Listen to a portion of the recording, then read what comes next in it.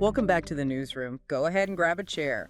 Today we're doing something a little different. We are? We are literally sitting inside the offices of Addis Fortune, Ethiopia's largest English weekly newspaper. We've got the latest edition spread out right here on the desk. Ink is still fresh. The ink is still fresh, the coffee is hot, and we're going to look past the headlines to see what is really happening in the country's economy. And, it's a fascinating week to be looking at the papers. Usually when you read financial news, you get these sort of isolated stories, a tax law here, a construction update there. Right, disconnected. Totally. But looking at this specific edition, a very distinct, almost singular theme just jumps out.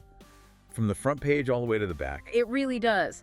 And that theme seems to be this incredibly messy, sometimes painful gap between policy on paper and reality on the ground. That is the perfect way to frame it. I mean, you're seeing a government that's pushing incredibly hard for modernization. Oh, absolutely. They want digital receipts, they want a capital market, they want self-reliance and funding. The vision is actually quite clear and in many ways really necessary. But the infrastructure, the logistics, the bureaucracy, it's all struggling to keep up with that vision. It's the friction of transition. And honestly, reading these stories, it feels like that friction is burning a lot of regular people. Exactly. It's high-level ambition colliding with ground-level logistics. And the people getting squeezed in the middle, unfortunately, are the business owners, the daily laborers, the citizens just trying to follow the rules. So here's our roadmap for this deep dive. We're going to break this down into 3 specific areas where this friction is hottest. First up, we are looking at the receipt crisis. Sounds a little dry, but it's not. It really isn't. It sounds like a boring bureaucratic issue, but it's actually a story about how a drive for digital tax collection has ironically forced restaurants and construction firms to stop working entirely. Then we're going to look at the new safety nets being built for the capital market. The government wants you to buy stocks, but they also know you're terrified of fraud. So they're building an insurance policy for investors. And we'll dig into whether it's actually enough to build trust. And finally, we'll tackle the big money question. With foreign aid drying up, U.S. aid pulling back, donors stepping away, the government is launching massive new funds. Education, disaster relief. But the way they're collecting that money, by tapping into almost every single transaction you make, is causing, well, a lot of controversy. It's a packed edition. A lot to unpack here. Let's start with the story that's probably frustrating the most people right now, the QR code receipt crisis. Now, for anyone tuning in who might not be dealing with the Ethiopian tax system daily, let's set the context. What's the goal here? The goal is actually quite sound. The Ministry of Revenue wants to modernize. They want to curb tax evasion. In the old days, you could handwrite a receipt, maybe, fudge the numbers or not issue one at all. So the government mandated a system where businesses must use cash registers that generate a receipt with a QR code. Which makes sense. It digitizes the transaction, it makes it traceable, and it ensures the government gets its cut of the VAT. Nobody argues with the theory. In theory, it's excellent. It enhances transparency, streamlines compliance. But here is where policy on paper hits the reality on the ground. Okay. To use this system, you need the physical rolls of receipt paper and you need the specific machines. And the reporting from Addis Fortune shows that just getting those materials has become a logistical nightmare. Why is it so hard to just get a pad of receipts? It comes down to control.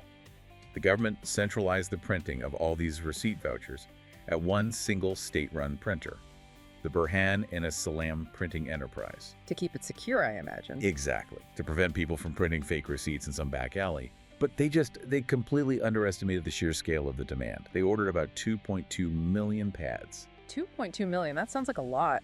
It sounds like a lot.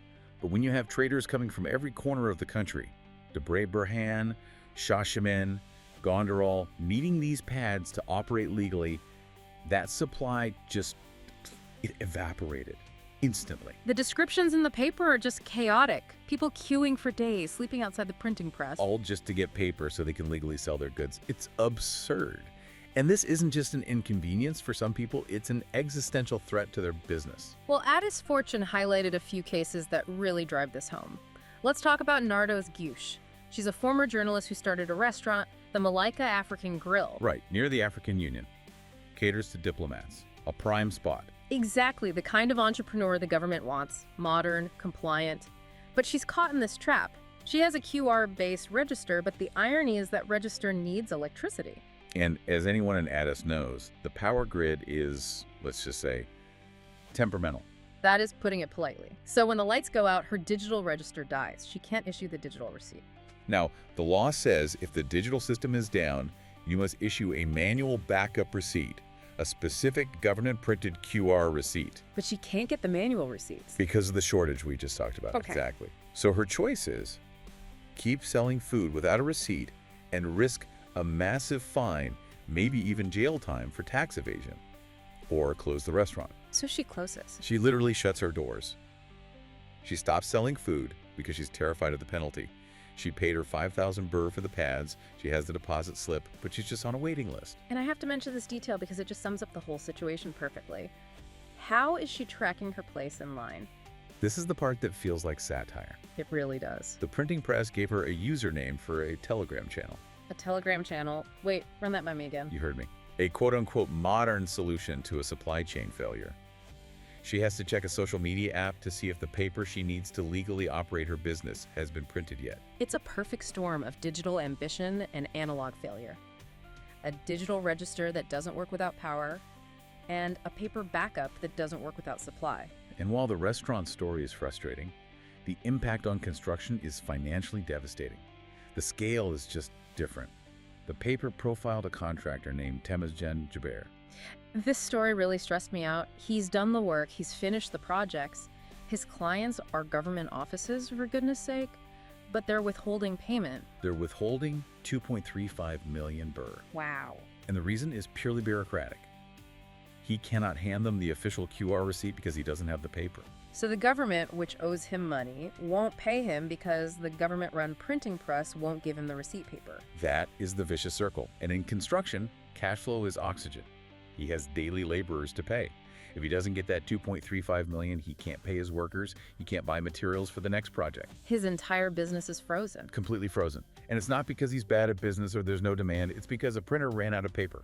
It highlights such a critical lesson for policymakers, doesn't it? You can't just mandate digital tools if you don't have the infrastructure to support them. Not at all. And right now, officials like Burhanu Bebe from the Tax System Optimization Division are saying, oh, we're working 24/7. The printing is almost done.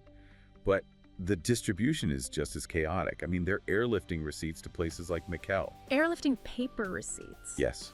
It feels like they're just putting out fires Yeah. rather than managing a system.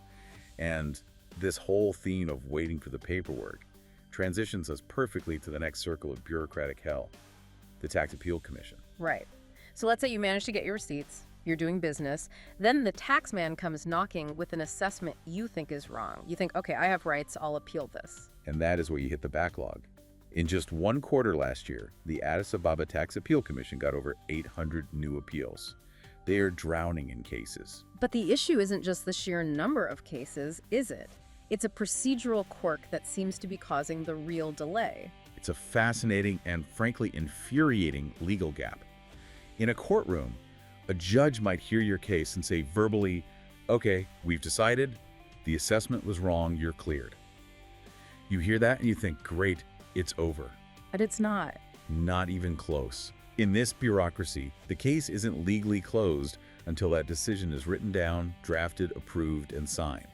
And that gap between the spoken verdict and the signed paper can be months. Why? Why does it take months to type up a decision that has already been made? It's just administrative drag, a shortage of clerks, inefficient processes. But the problem is, while you're waiting for that paper, the clock is still ticking on your tax penalties and interest. That seems incredibly unfair. If the judge said I'm right, why am I still accruing penalties? Because until you have the paper, the tax authority doesn't recognize the win. Take the story of Hinge Abdeseemed. She runs a translation business.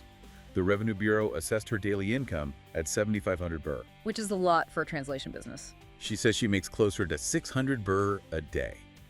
That is a massive discrepancy. Because of that high assessment, they pushed her into a high VAT bracket she has no business being in. So she appealed. She appealed. She had a hearing in mid-2025. She got a verbal update that things are looking good, but months later, still waiting for the letter. Let me guess. Oh yeah? She was told to join a Telegram group for updates. You got it. Telegram again. It seems to be the duct tape holding the administration together right now. But for some, this is tragic. There was an anonymous story in the paper about a woman trying to close her family's travel agency after her father died. I remember that one. She just wants to shut it down more and move on. But she got hit with a 2 million birr tax bill after an audit. She appealed, was told she'd get a decision in 15 days. It's been a month. She's stuck. Can't close the business, can't pay the tax, and can't get the paper that says she doesn't owe it. It creates this profound uncertainty. Legal experts are pointing out that this opacity just destroys trust. And trust is the currency of a modern economy. Absolutely. If you want people to pay taxes, they have to believe the system is fair. If you want people to invest, they have to believe their rights are protected. Speaking of investment and trust, that's the perfect segue to our next big topic, the capital market. Yes, this is a huge development. Ethiopia is setting up its first proper stock market. This is a key part of the modernization drive.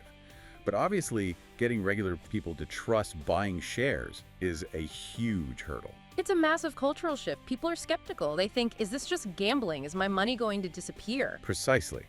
So, to combat that fear, the Ethiopian Capital Market Authority is launching something called a compensation fund. Okay, so break this down. Is this like insurance? Sort of. Think of it as a safety net designed specifically for the retail investor, the little guy, the regular person, not the banks or big investment firms. Why exclude the banks? Because the assumption is that banks and institutional investors have the resources to do their own due diligence. They should know better.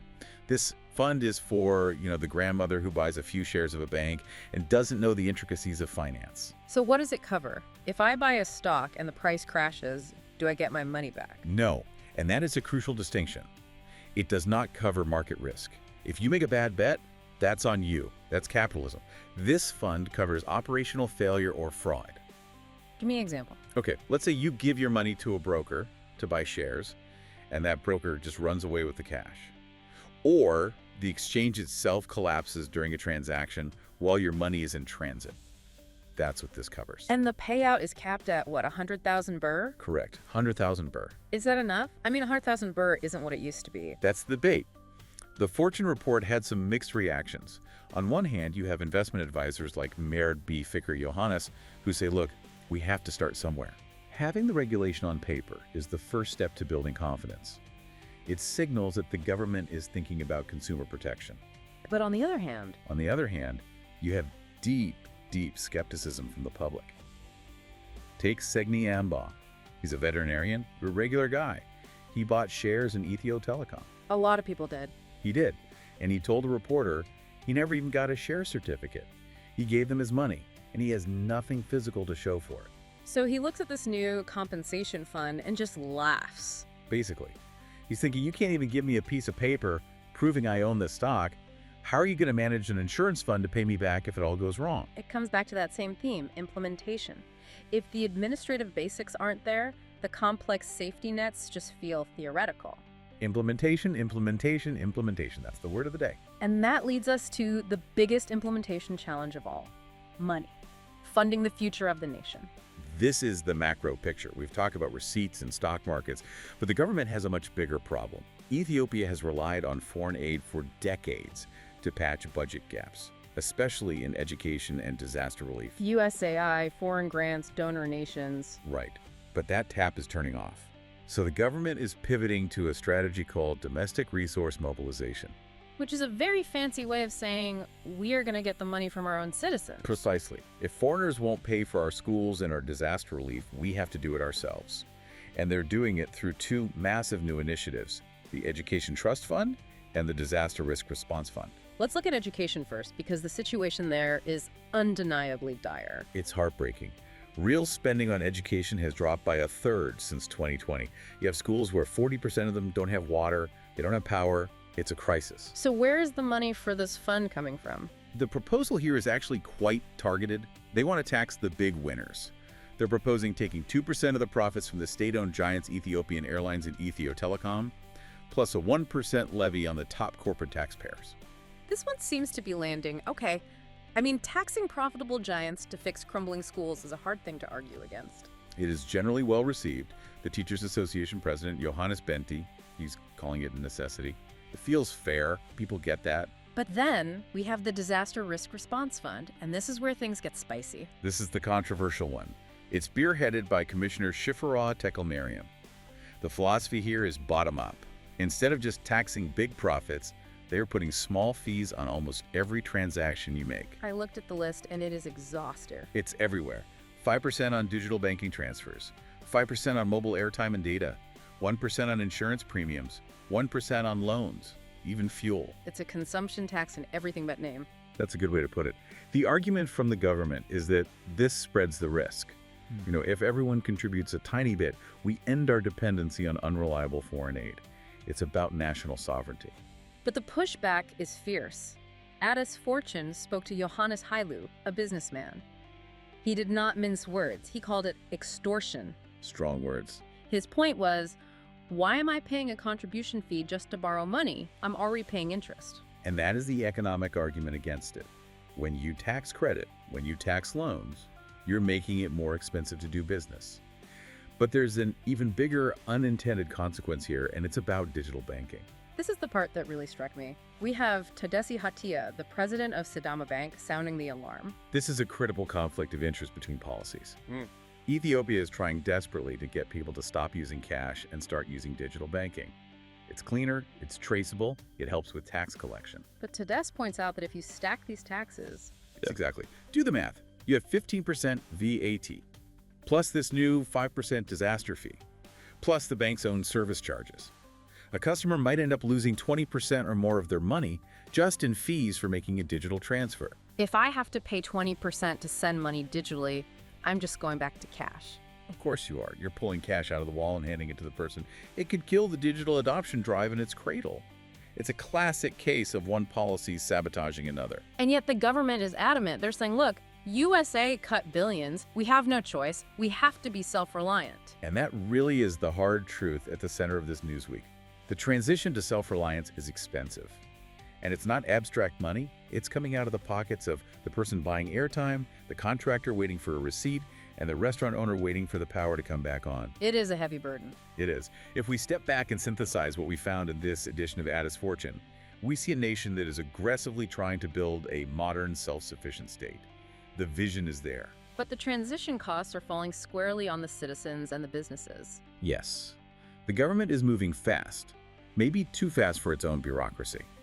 The receipt crisis proves that you can't just mandate digital tools. You need the analog infrastructure to back them up. The tax appeal backlog proves you need efficient processes, not just aggressive assessments. And the funding debate proves that while self-reliance is noble, there's a limit to how much you can squeeze from daily transactions before you choke off economic activity. It brings up a really provocative thought for me. We are seeing a shift in Ethiopia where social responsibility, helping disaster victims, funding schools, is being codified into mandatory transaction fees. It's no longer charity.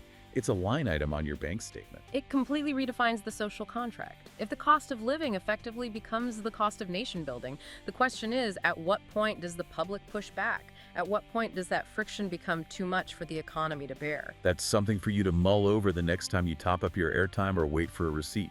We want to thank you for joining us inside the newsroom for this deep dive into the Addis Fortune Weekly Edition. It's complex stuff, but it matters. It certainly does. Knowledge is the first step to navigating it all. Absolutely. Goodbye, everyone, and thanks for listening.